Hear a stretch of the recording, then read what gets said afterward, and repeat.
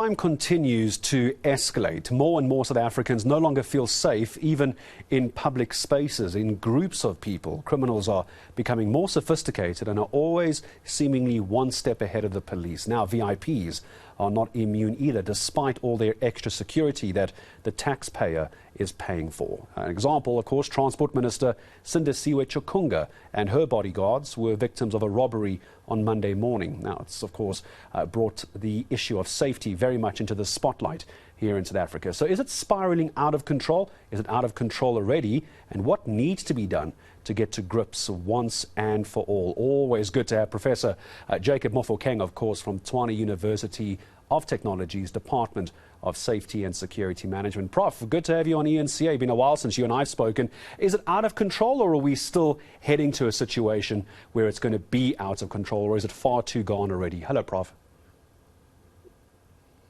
Hello, Gareth, and hello to eNCA viewers.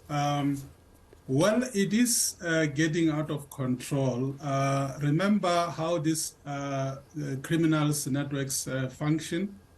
They are always, evolving. In a case where there will be the so-called saturation in a hotspot, then they will move to either, abandon for temporary whatever that they are doing, and then go to another kind of criminal activity. Remember earlier, they used to stand over the bridge and throw stones over the moving vehicles, whereby the motorists will lose control. Eventually, others will even die, whereby they will be robbed. So now when, the police are planning around what is happening in a particular area, they will move to a particular place where it's much quieter. But we have observed that now there's quite a disturbing emerging trend that it is really getting out of control. What has to be done, of course, it is the responsibility of every motorist, as well as, use a common sense, whereby they need to avoid, unless if maybe it is because of a work-related assignments. But in a case where someone has to travel, visiting a family, attending a function, we understand that, petrol is expensive, fuel is expensive, and people avoid, peak hours. Hence, then they try to move, their trips, towards the early hours of the morning, or, in the middle of the night. That's where now these people are taking advantage of the motorists. So it is indeed getting out of control, considering also that it is really diversion of resources, because whenever, like a case that you have just mentioned now of the Minister of Transport, we know of this because it's a high profile, and it is also good that we become aware of such, so that we do inform the public that, everywhere, whether you are around your house, whether you are in the street, wherever you step outside the four walls of your house, then you are a target. So it is important that, we work together with the police, especially on the road. And I was listening to General Mawela now, detailing his frustrations about how then he made submissions, to the authorities about provincial as well as national roads, where there are dangers, where, environmental designs are not properly, in order. And then as such, we see the incidents of truck, being hijacked, as well as other incidents. So but wouldn't that be the most worrying part, Prof? Because you make such a good point. I want to just pick up on that. The fact that you have the police commissioner, Elias Mawela, raising concerns that he says he's had for years. He's followed all the protocols, all the processes that he is supposed to, even going to the premier of the province, these emails, and nothing gets done. I understand what you're saying, that it's everyone's responsibility, but it is more the responsibility of the SAPS. Surely more emphasis must be on how they're not managing crime in our country and our province. Us as citizens, we can also only do so much.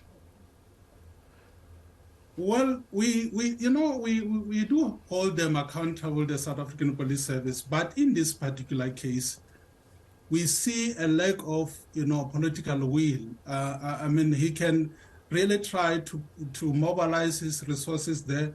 But in a case where, there is no allocation of budget to fix the street lights, we are talking about corruption within municipalities. And why will, streets as well as where they are hotspots, then you still lack, street lights. You see traffic lights not working, and especially during rain, you see a lot of accidents. Yes, we need to hold South African police accountable for they have to, protect the communities.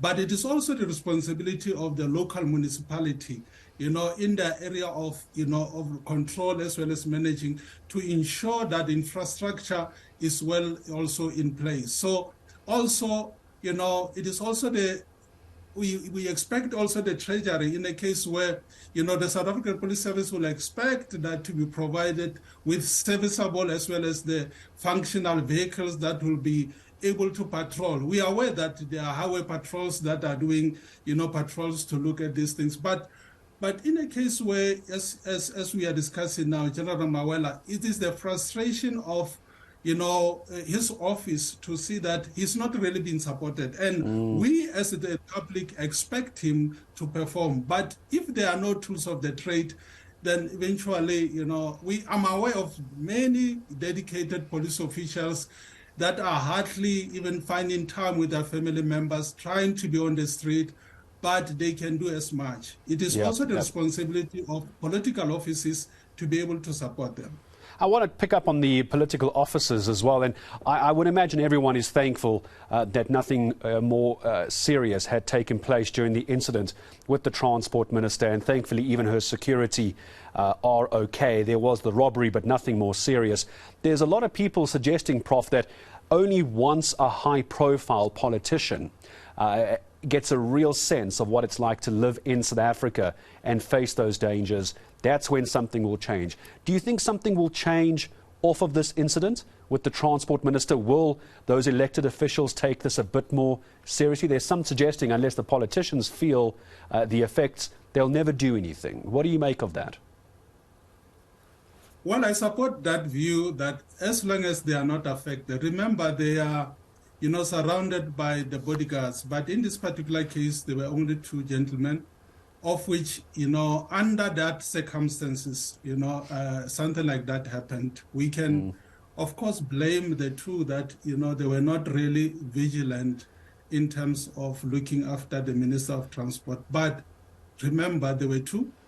And what needs to happen, indeed, is not that we react to a high-profile incident such as this particular case. Like I did mention earlier, it is good that something of this sort happened because then it will create a greater awareness, and as well as the Minister of Police, because now one of the counterparts then has been involved in this kind of crime. That is when now they realize that indeed we are not just making noise. There are real issues that are affecting ordinary people, because they are not really that much affected because there is that sense of security that they are surrounded by other people who become a body of shield. But what happened with the minister, which is unfortunate, but it shows that these criminals are everywhere, and it can happen even to the president, by the way, if he's on the road. So then it can only, unless if maybe then he's traveling with other means of transport. But as long as he's using the road, such incident can happen to any person. So it is when now they are able to taste what, ordinary people on the street are facing, people who have no voice. Now, because the Minister of Transport has a voice, then maybe then we'll see more, patrol vehicles and the visibility of the police. On the police, Prof, if you don't mind, because we've heard the Police Minister, Becky Cele, saying that enough is enough, that they need to meet fire with fire, that when the lives of police officers are threatened, they need to do whatever they need to do, whatever that is, and that's still up for debate. It's a bit of a grey area. The police must do whatever it takes to protect themselves as well as the public. Is that the way to go? Do we need to see more willingness from police officers to use their firearms, because the criminals clearly have no problem using firearms? Is that a solution, or are we walking into another problem down the road? Last question to you.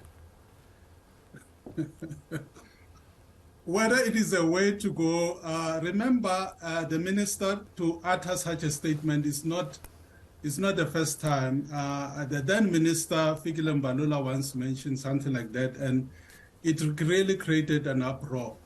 But let's look at the South African environment and how, violence has become part of us, and how, morality, values, they went out of the window. It is half, to say that, you need to fight fire with fire. But there are incidents where, you see police officials being provoked, as well as being chased, as well as, people, hitting, physically a police official in uniform. That will create, a sense of apathy from the community members where they see a police official running away, because then this person will try not to be in the wrong side of the law. It is quite a difficult question that you've put to say that, is it the right way to say, if criminals are retaliating, or maybe they are throwing fire at the South African Police Service, the police should do the same? I think, we've got legislation, criminal procedure that is in place to say that in a case where police officials' life is in danger, then there are circumstances as well as steps that they're supposed to follow in terms of, keeping their lives also, safe. Because we are talking about human beings. We are talking about fathers, brothers, wives who are coming from families. And also, for us to be able to trust the police that they are indeed protecting us and they are looking after our interests, we need to see police officials that will be able to use discretion under any circumstances in a split of a second. We are talking about the so-called, Hollywood icon, Superman or Superwoman, under normal circumstances, because they are also aware that should they discharge a firearm, the victims or whoever has been shot can also, institute a civil claim. So it is quite a difficult environment within South Africa. Yeah, and this is why I wanted to ask you that question as well. It's not an easy answer, Prof, but I did want to get your thoughts on that, because that's what a lot of people, as far as at least social media, and I always say social media is not the be-all and end-all, but that's a good litmus test to see what people are saying. I wanted to get your thoughts on using more force as far as the SAPS is concerned. Professor, thank you. Always lovely to have you on eNCA. Professor Jacob Mofokeng, Tswana University of Technology, TUT, taking